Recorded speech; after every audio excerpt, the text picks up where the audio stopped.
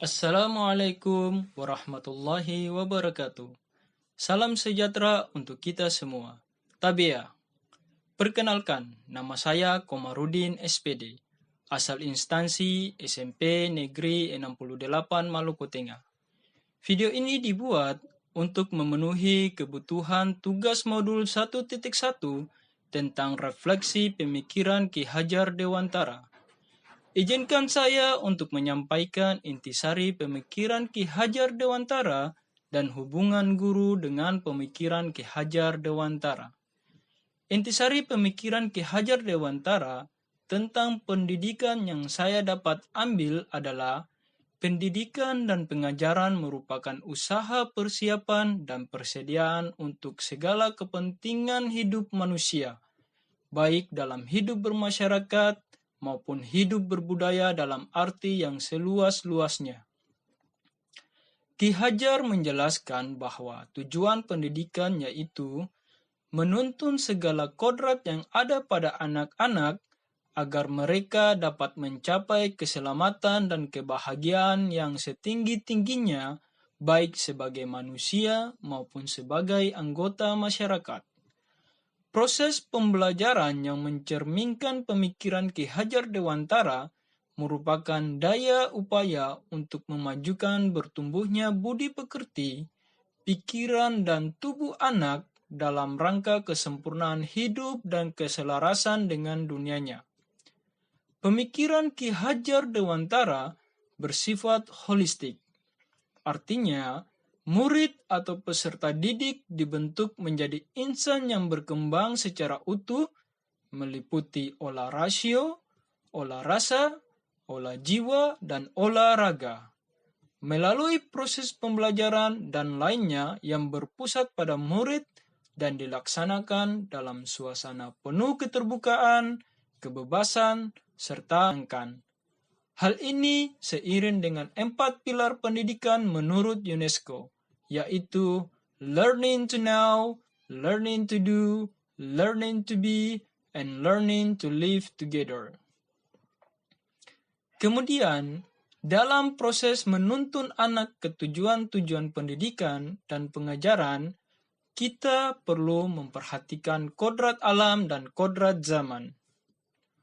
Kodrat alam memiliki makna bahwa setiap tempat dan lingkungan memiliki karakteristik dan kekhasannya masing-masing, sehingga hal ini akan mempengaruhi karakter anak. Sedangkan kodrat zaman memiliki makna bahwa setiap waktu atau zaman memiliki perkembangannya masing-masing, dan hal ini akan mempengaruhi pola pikir dan psikis anak. Menurut saya, konsep pemikiran Ki Hajar Dewantara belum sepenuhnya dijalankan dalam sistem pendidikan Indonesia dan sekolah-sekolah di Indonesia termasuk di sekolah saya.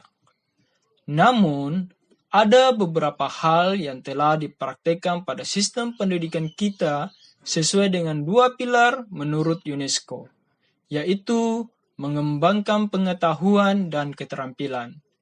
Tetapi itu terasa tidak cukup karena kita mengharapkan manusia Indonesia yang tidak hanya memiliki kecerdasan, tetapi juga harus berkarakter.